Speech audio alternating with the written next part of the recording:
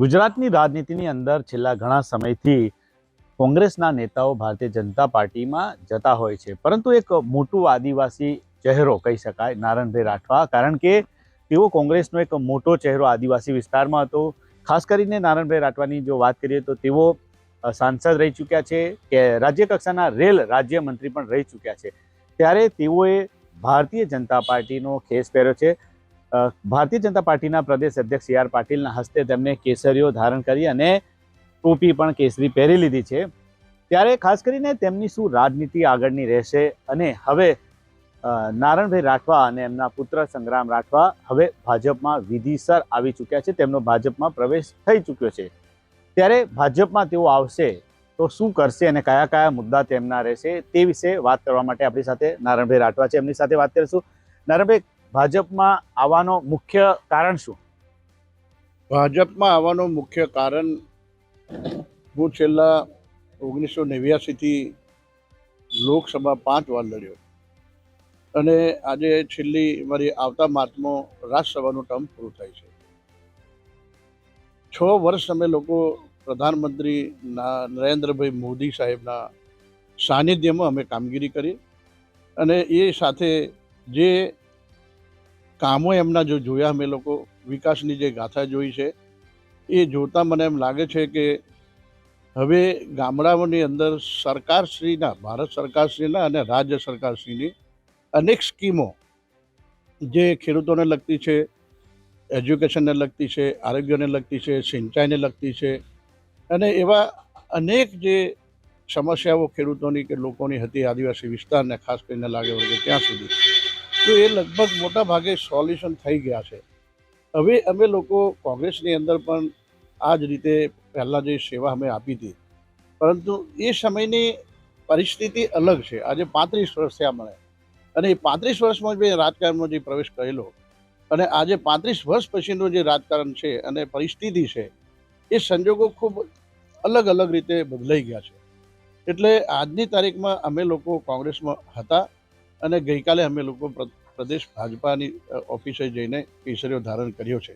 એનું મુખ્ય કારણ એ છે કે હવે અમારી જે લોકો સાથેનો જે વોટ બેંક છે એ ધીમે ધીમે ખસતી ગઈ.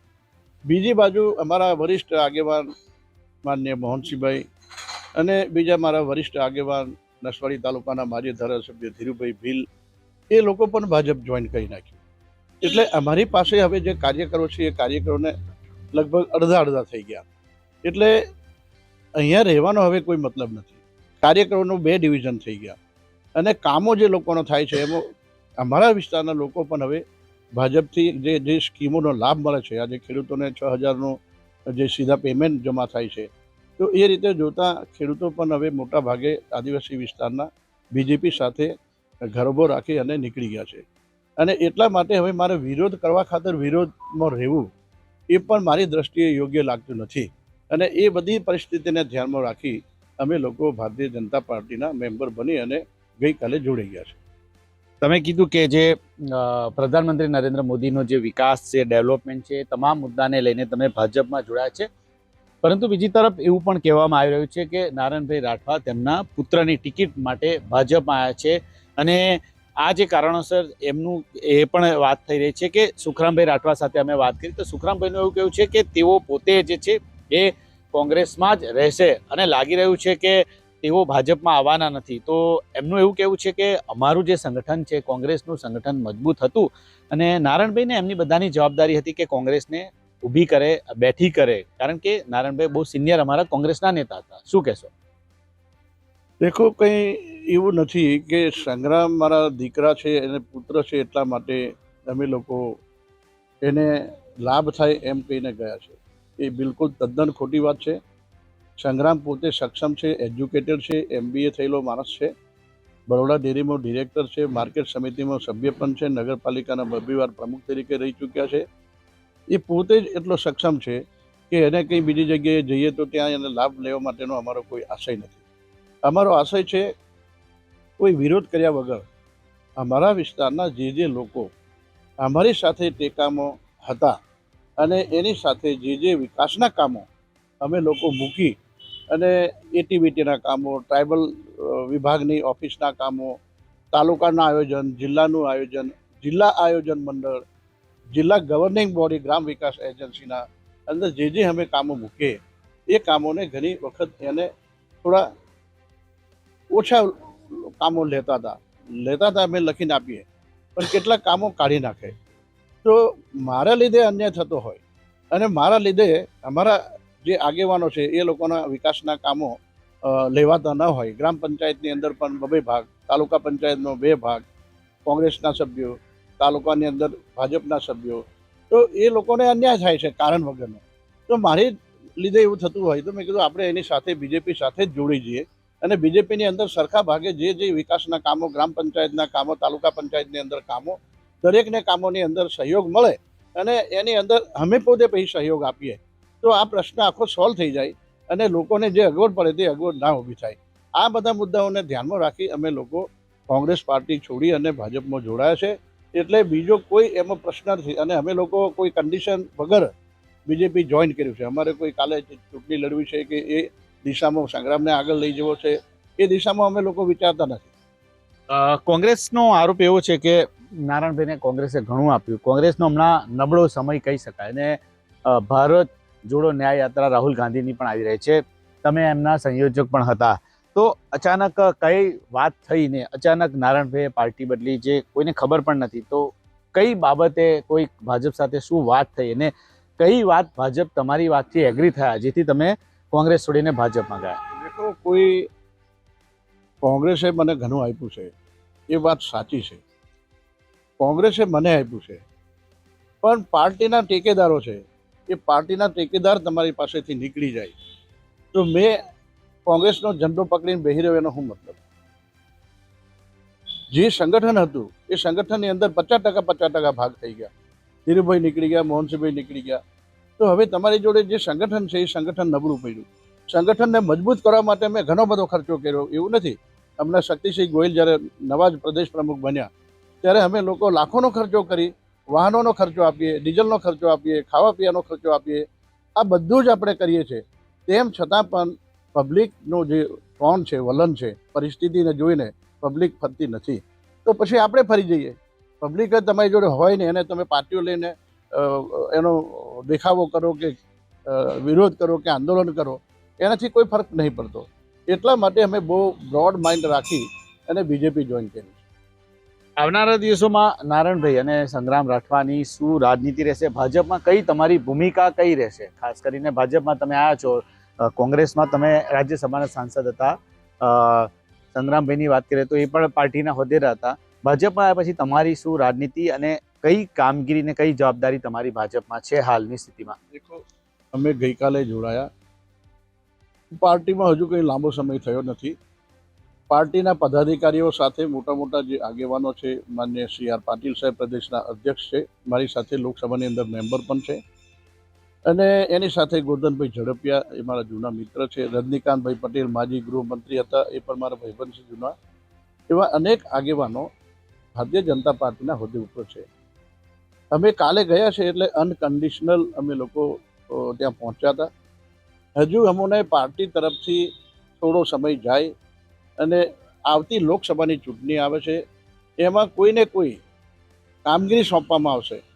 પક્ષની કામગીરીને પક્ષને આગળ લઈ જવામાં અમે જે હેતુથી ગયા છે એ પાર્ટીને નુકસાન કરવા માટે નહીં ગયા. અમે ભાજપની પાર્ટીમાં જોડાયા છે તો ભાજપની પાર્ટીને વધારેમાં વધારે ફાયદો પહોંચાડી શકાય, અમારી શક્તિનો ઉપયોગ કરી શકીએ અને પાર્ટીની અંદર જે કોઈ પોઝિશન આપે, કોઈ મંત્રી બનાવે કે કોઈ ના બનાવે કે કોઈ ઉપપ્રમુખ બનાવે, જનરલ સેક્રેટરી બનાવે, જિલ્લાની જવાબદારી આપે, રાજ્યની જવાબદારી આપે કે રાજ્ય બહારની જવાબદારી આપે, તો એ જવાબદારી નિભાવી અને પાર્ટીને વફાદારીપૂર્વક અમે કામગીરી કરી અને પાર્ટી જે અમારી ઇજ્જત અને કદર કરીને જે પદ આપે તો અમે લોકો એની સાથે ખભે ખભા મિલાવીને પાર્ટીને વધારે મજબૂત કરવાનું કામકાજ અમે લોકો આગળ કરવાના છે.